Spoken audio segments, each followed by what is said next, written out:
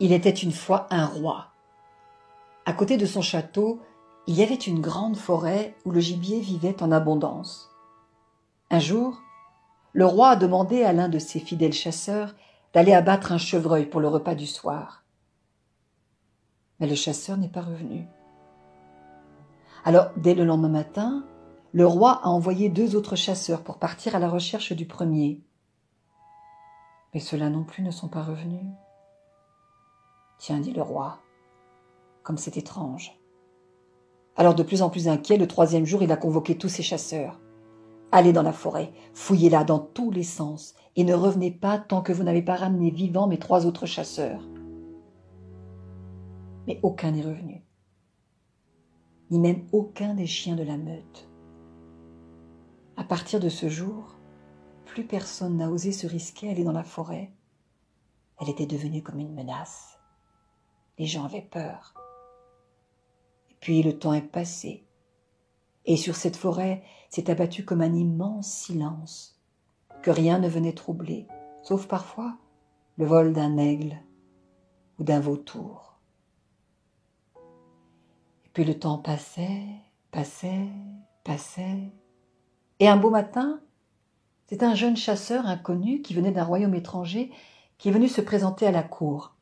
Il a dit « Sire, laissez-moi aller dans la forêt et percer son mystère. »« Comment ?» a dit le roi.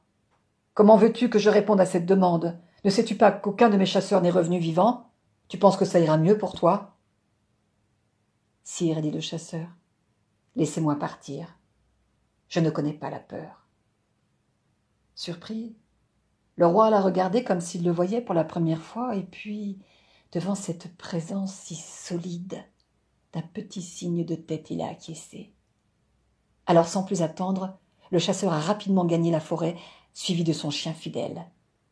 Et lorsqu'ils sont entrés dans la forêt, le chien s'est mis à courir. Il jappait, il faisait des bonds de tous côtés, il était joyeux. Et soudain, il a flairé une bête. Alors, il la suivait, à droite, à gauche, tout droit. Et puis, il courait lorsque il a été arrêté net dans sa course. Il y avait, au milieu du chemin, une sorte de marécage. L'animal a tourné autour. Il sentait comme un danger, Et tout à coup, un bras nu est sorti du marécage et a tiré le chien vers le fond. Le chasseur avait tout vu. Rapidement, il a quitté la forêt.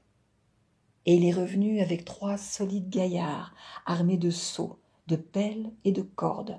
« Là, » a dit le chasseur, « videz le marécage. » Alors les hommes ont travaillé d'arrache-pied pendant des heures et des heures, seau après seau. Ils ont vidé complètement le marécage. Et là, au fond, recroquevillé en chien de fusil, il y avait un homme, à moitié nu, une sorte de grand sauvage. Il avait des cheveux couleur feu qui lui recouvraient entièrement le visage. Il avait de grands ongles et sa peau était comme recouverte d'une croûte brunâtre, comme si la terre avait séché sur lui pendant des années, ce qui lui donnait une couleur rouille. Apeurés, les hommes se sont écartés, mais le chasseur, qui ne connaissait pas la peur, leur a dit « Liez-le, nous allons le ramener au château. » Quelle n'a pas été la surprise du roi lorsqu'il a vu revenir le chasseur, les gaillards et cet immense homme aux allures de sauvage. Immédiatement, il l'a fait enfermer dans une cage de fer. Il a exposé la cage dans la cour du château au vu et au su de toute la population. Il a confié la garde de la clé à la reine elle-même, interdisant quiconque d'ouvrir la porte sous peine de mort. À partir de ce jour, la vie a repris son cours et chacune a pu regagner la grande forêt. Il se trouvait que le roi avait un fils, un petit garçon âgé de 8 ans, vif comme l'éclair. Et ce matin-là, l'enfant était dans la cour du château et il jouait à son jeu préféré. Il lançait sa balle d'or qu'il rattrapait avec beaucoup d'habileté. Et il la lançait de plus en plus haut, il la rattrapait toujours, et il la lance.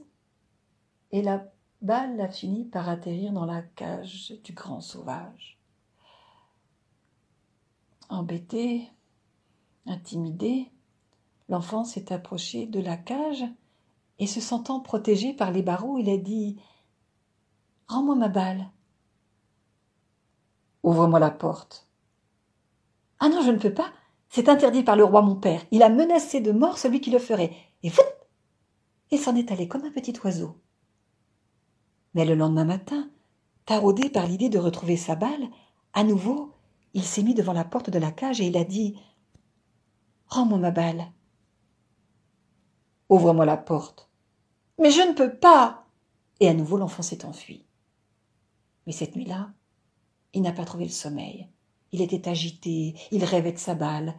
Et le lendemain, lorsqu'il est revenu devant la porte de la cage, il a dit que de toute façon, même s'il voulait ouvrir la porte, il ne le pouvait pas parce qu'il ne savait pas où était la clé. « Moi, je le sais, a dit le grand sauvage. Elle est sous l'oreiller de ta mère. Va vite la chercher. » Alors, le petit prince a commencé à se dandiner d'un pied sur l'autre. Il s'est tordu les doigts. Il a regardé à droite, à gauche. Il savait que son père aujourd'hui était à la chasse. Il ne voyait pas sa mère ni les dames de compagnie. Il savait aussi que c'était interdit d'ouvrir cette porte. Mais il y avait là sa balle en or. Et puis soudain, il a oublié tous ses scrupules. Il a couru. Il a monté les escaliers 4 à 4. Il a ouvert la porte de la chambre de sa mère. Il a vu qu'elle n'était pas là. Il s'est dirigé vers le lit, il a soulevé l'oreiller. Il a vu la grande clé. Il l'a prise, il est redescendu les escaliers 4 à 4 et à nouveau il s'est trouvé devant la porte de la cage. Il a regardé sa balle et puis il a introduit la clé dans la serrure. Et il s'est mis à pousser la porte, mais elle était lourde et soudain elle s'est refermée violemment, lui pinçant le doigt. Alors il ne s'est pas découragé, il a poussé à nouveau et la porte s'est ouverte en grand. Le grand sauvage était recroquevillé dans un coin de la cage. Il s'est déplié. Il est passé devant le petit prince et il s'est élancé vers le dehors. Mais le petit prince venait de comprendre seulement maintenant ce qu'il avait fait. Et pris de panique, il a crié « Attends, ne t'en va pas ! Lorsque le roi va rentrer de la chasse, ça va être terrible. Il va rentrer dans une colère noire et je crois que ça n'ira pas du tout pour moi. » Le grand sauvage a stoppé net sa course. Il s'est retourné. Il a fait quelques pas, il a chargé l'enfant sur son dos et il s'est élancé vers la forêt profonde. Lorsque le roi est rentré de la chasse et qu'il a vu la porte de la cage ouverte, il a immédiatement appelé la reine et lui a demandé des explications. Comment cela était-il possible? Mais la reine ne savait rien de cette histoire. Alors elle est montée dans sa chambre, elle a soulevé l'oreiller. Et là, elle a eu un terrible pressentiment. Alors elle a appelé le petit prince, doucement d'abord, comme pour se rassurer, et puis de plus en plus fort, et son cri a déchiré l'air. En bas, le roi tonnait, hurlait sur ses gens, entrait dans une grande colère. Alors on appelait le petit prince partout. Il n'était nulle part.